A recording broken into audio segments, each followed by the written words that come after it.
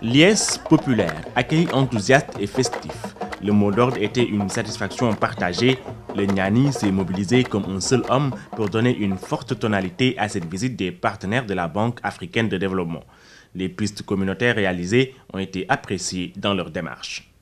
Depuis longtemps, le Sénégal a connu de tels projets, mais le projet des pistes communautaires constitue une exception de la façon, de l'approche par laquelle vraiment elles ont été réalisées. Parce que les populations ont été mises au cœur de l'action. Les partenaires techniques de la Banque africaine de développement s'inscrivent dans ce sillage et marquent toute leur satisfaction.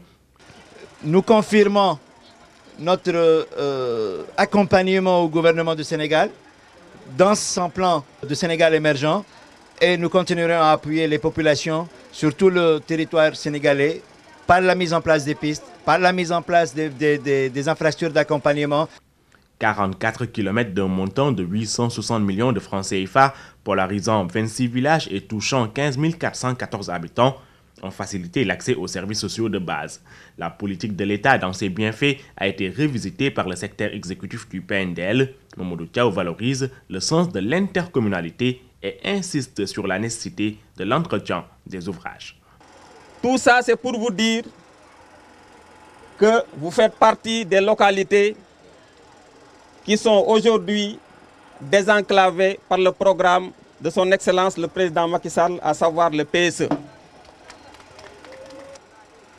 Donc, chère population, nous vous demandons d'entretenir cette piste.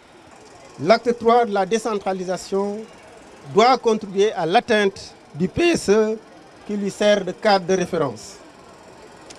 La piste que nous étrenons, que vous étrenez aujourd'hui, est un effet de l'acte 3, dont l'ambition est de renforcer la démocratie locale, d'améliorer l'accessibilité des services sociaux et de promouvoir le développement économique.